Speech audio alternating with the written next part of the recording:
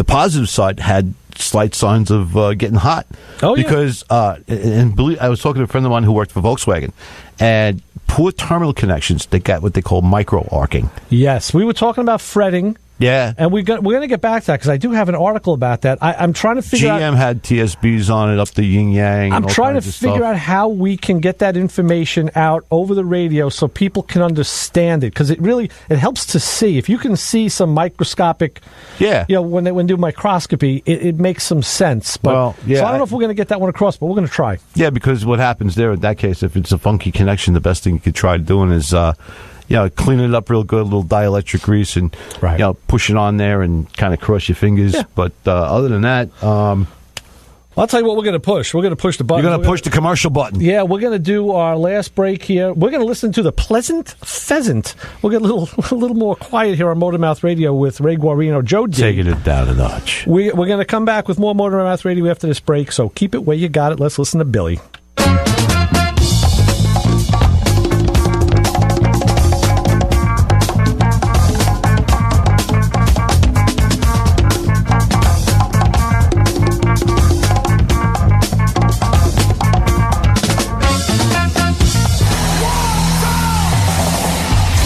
Everybody, let's sing along with Bruce.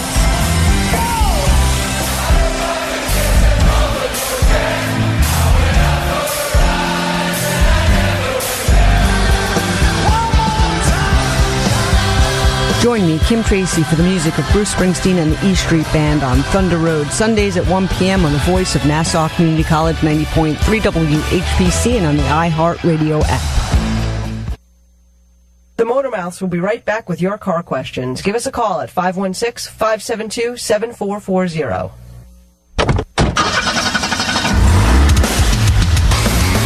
Wow, that's like crazy loud music. What are you listening to? The best music on the radio. Come on, this is the Iron Age. The what age? The Iron Age, the show that brings you various types of heavy metal music from all over the spectrum. Really? I've never heard of it. How do you know so much about it? I'm the host. Wait, if you're the host, how you drive in this car and on the radio at the same time? Come on, don't ask so many questions. The Iron Age with me, Justin Sullivan, delivers the best variety of heavy metal music that you could ever ask for. Only on the Iron Age will you find music as ridiculously heavy as Meshuggah and Oceano, along with chill and relaxing tunes like Tool and Deftones. Well, that sounds cool and all, but I think I'm just going to listen to something else. Ooh, I think that's going to be a problem. I think you're going to have to find another ride then. What?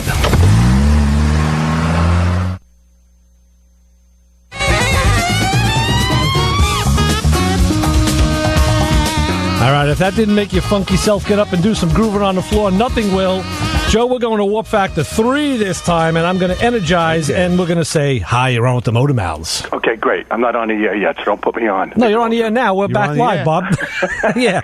What's happening? The computer's been rebooted. I can't send you a message. Oh, really? Okay. It's at 61%. Well, what I'm going to do, Bob, when I do get in touch with you like that, I'm going to send you my cell phone information so you can send me a text if need be. Okay. And then we'll go from there. So what's round two? Well, you can't say. I wanted to. There was you had a guest on the program, and I wanted to make sure I had the particulars correct, because last year I called Christian Dominic. Oh, right. I didn't want to do that again. Well, I think we could probably confirm that, because that doesn't necessarily convey any kind of No, I wanted prize. to have it right. I wanted to make sure I had it right, and I believe I did. So I'll talk to you off the air. Okay, very good, Bob. Hey guys, thanks for a great program. You're welcome. Thank you, Bob. So long. All right, good old Bob. So we were going to talk about a Cavalier now, right? Yep. It's today's going to be a danger. After I get out of here, I got to go do a danger drive. Remember danger drives? Oh, I used to do danger drives all the time. Yeah.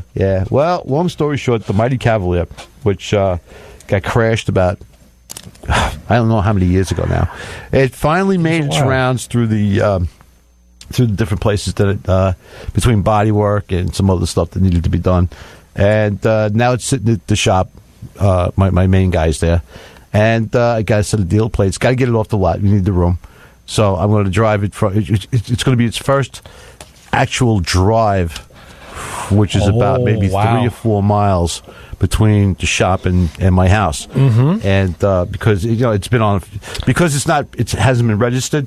It had no plates. So let me ask you this: how are you going to get you're going to have to drive to the shop, then take the car. Right. And then your car is going to be at the shop. Right.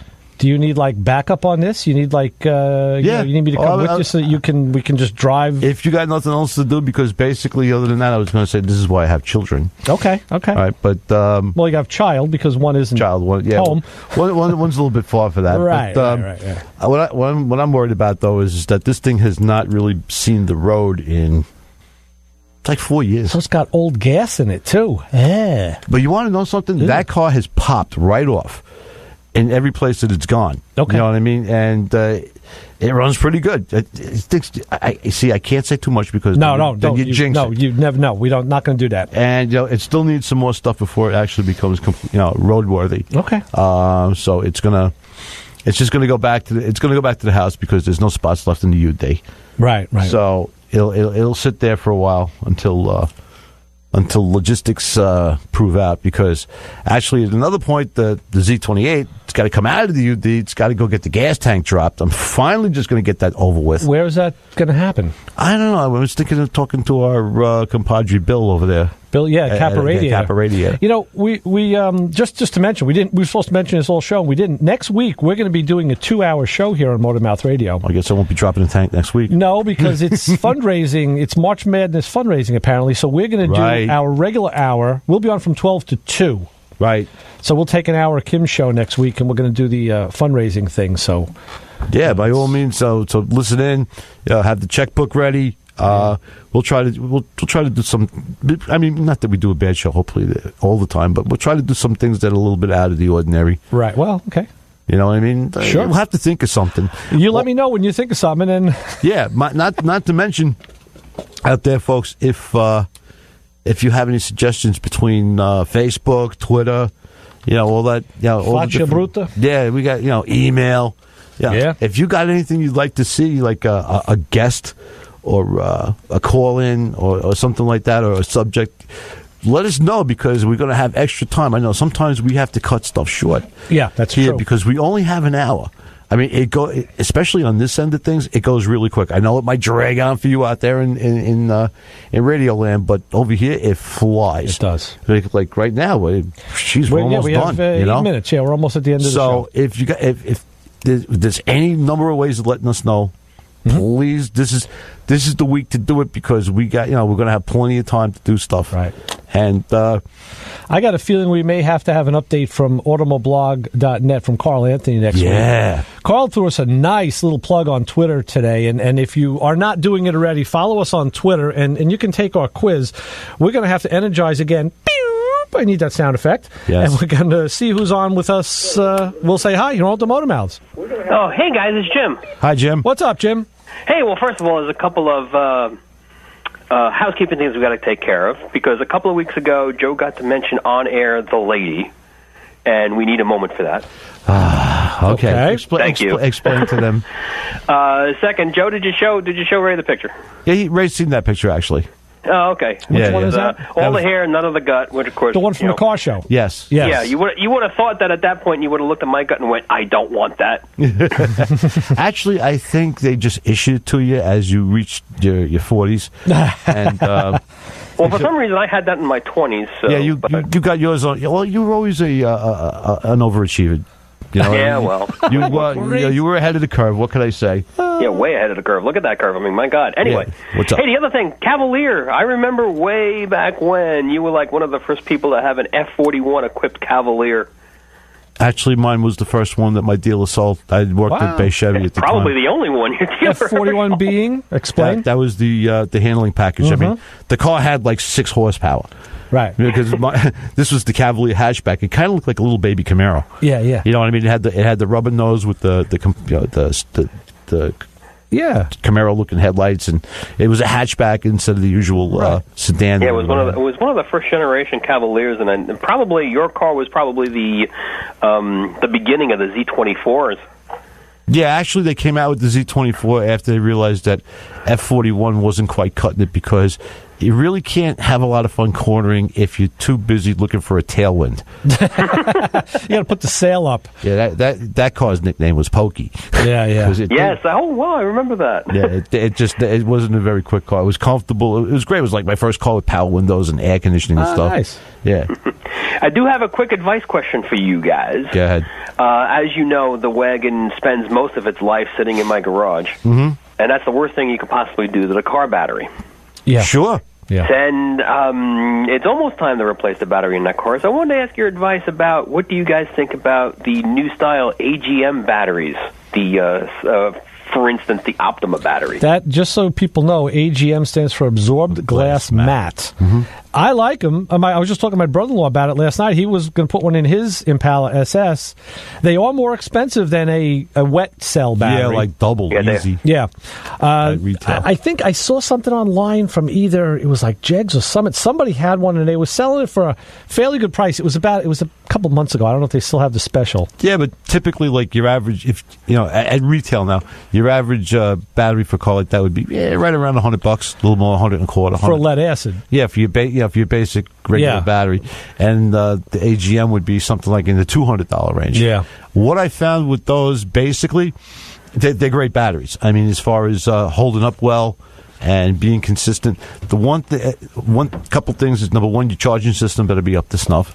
Number one. Number two, I noticed that the same size battery did not have the same reserve capacity as the comparable. What about the CCA battery rating? Was that the same? CCA rating was within reason. It was close, but what bugged me in this particular case was the reserve capacity. Yeah, because I was looking at one for my family Park Avenue, which at the time I was trying to fight a battery drain, and it was. What would happen is I wanted as much reserve capacity as possible, so I didn't have to go out there and deep cycle marine. Yeah, right. Yeah, but then you lose the CCAs then. Yeah. But I would say for someone like you that does start the car, sometimes, you know what I mean, doesn't let it go low and doesn't necessarily have a battery drain problem. I think the Optima, the Optima type, the AGM type would probably be a good call. Jim, what about just a lead acid with a battery tender? Well, I've tried that, but the problem is the plug in the battery tender is like right on top of the garbage can. So like twice a week, I got to move the battery tender to get the garbage out. So I'm looking for something a little bit more convenient. Okay. Well, I think maybe a little electrical wiring in the garage would be a good thing. Throw another outlet in there somewhere. Well, the battery tender would probably still be a good idea even with the AGM. The AGM would probably be more of a long life thing. Yeah. You know what I mean? Yeah, well, that's my biggest thing is I just want to bolt it in there and forget about it for the next 10, 15 years. Yeah, maybe 10. Maybe, I don't know about 15. Maybe 7. As opposed to 4 for the lead acid. 4 or 5 is pretty much standard. These days 3-4 years is what you're going to get out of your typical lead acid battery. Both cars, both batteries, I'm pushing the limits on. So yeah. It's either that or just make sure that you have the cell phone charged up. Just in case you need to that's always charged up. It has to be. Right. But anyway, thanks a lot, guys. All right, Jim. Good talking to you. All right, take care. All right, Jim. Bye. All righty, yes, and we are coming to the end of our That's bringing us right down into the home stretch, I would say, isn't it? Absolutely, yeah. Kim is coming in. She's going to set up. Rob is sleeping out there. And who is Kim, just to make sure that people remember? SNL and sleeping. I see that. Yeah, well, Kim is That's what a lot of people do. They fall asleep. Yeah. Kim is going to do the Thunder Road, the best of Springsteen, anyone who played with the band. And Paul is telling me AGM tends to have a little less CCA than a similar wet battery, which is kind of what you said, yeah. So that's good to know. Yeah, I don't have any AGMs in my fleet. I do have a lithium ion though, right? Which is pretty cool. Yeah, Lion. Yeah. So with that, we're gonna get ready to get the heck out of here. Saddle up. Like I said, next week we're going to be doing 2 hours to do the marathon, and until then, we're just going to have a good week. We'll try and get some programming in here, and we will be back. So for Joe D, Ray Guarino, Motormouth Radio, listen to Kim. Keep it where you got it, and we're out of here. We'll see you next week.